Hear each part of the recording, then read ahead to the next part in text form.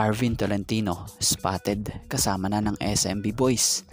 Yan nga ang isa sa mga pinag-uusapan ngayon. Pero para sa atin normal lang ito dahil sa court magkakalaban sila. Pagdating sa labas magkakaibigan na yung mga yan. Pero dito nga sa post nating nakita mukhang iba ang pinatutungkulan nito. Dahil ayon sa nakapaloob rito, ayon dito sa Pearl Jam Ballers, yun nga raw yung bala kunin ni SMB coach George Gallant. May stretch for outside shot pero hintayin nga raw ng approvement ni Mr. SMC Alchua at San Miguel Corporation na ipakuha ito. Exactly nga raw na all basketball fans guys, itong si Tolentino nga raw ay pwede sa sistema ni Coach George Gallant in season 49. Kaya raw kailangan ng pakawalan ang hindi nga nagagamit ng mga players sa SMB.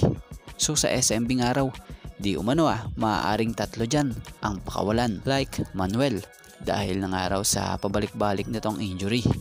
So ano masasabi nyo rito at ano opinion nyo patungkol rito? At mapunta naman tayo rito sa isang player ng Terra Firma Jeep na si Taylor Miller. Balita rito ay di na nakatiis, lumipad na pa US kahit may kontrata pang ang active ito sa Terra Firma na matatandaang nag-sign sa Jeep ng 2-year contract. Batay kay Terra Firma Jeep Team Manager Ronald Tubid, umuwi ito ng US dahil sa pagka-homesick. So batay sa report Philip Taylor Miller quietly left the country last month to go back to the US, apparently due to personal anxiety. Kung tutuusin, mahirap talaga kalaban ng homesick, lalo pat malayo ka sa kinalakihan mong lugar.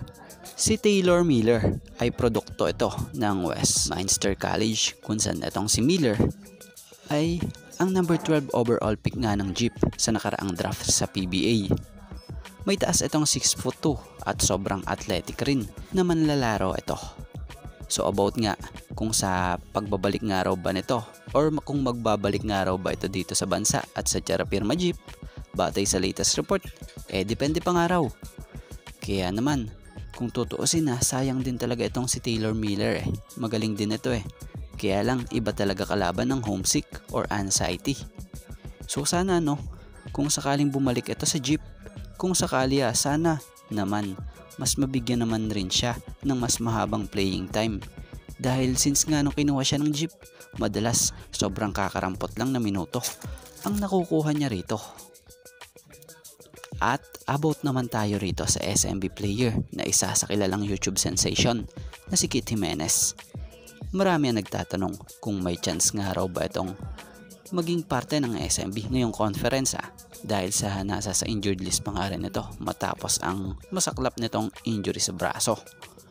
Ayon sa report batay sa personal estimate, hindi nga pa nga raw po pwede ito maglaro until late ng May dahil sa kailangan nga nitong pahilumin pa ang naging injury sa kanyang braso. Pero ang good news nga dito para kay Kit Jimenez ay look forward siya at positibo by the month of May makapag-start na siya ng basketball. Dahil sa ngayon nag-undergo pa nga raw siya ng therapy. At ang maganda pa nga po sa ginagawa ni Kit, hindi niya nga po pinababayaan ang sarili niya dahil nag-e-extra nga raw ito para sa patuloy na pagpapakondisyon niya. So batay sa ilang nilabas niyang video footage sa kanyang vlog, mapapansin nagwo-workout siya ng kanyang legs at nagja-jogging at takbo-takbo na rin. So kung tutuusin gusto talaga ni Kit Jimenez na makahabol para nga ngayong conference na ito. So sa madaling salita, gusto niya makapaglaro this conference. So yun. So tayo mag-shoutout naman. Shoutout sa mga solid nating ka-teammate dyan na sila Arnold Salazar,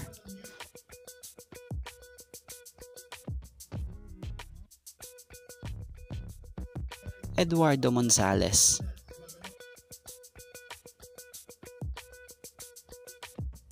Turtoga Randy,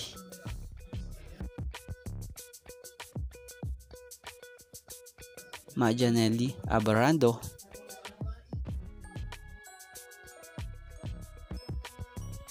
Judy Villarosa,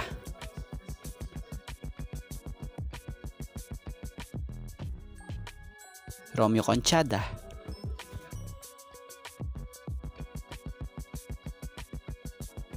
and Juan Solige.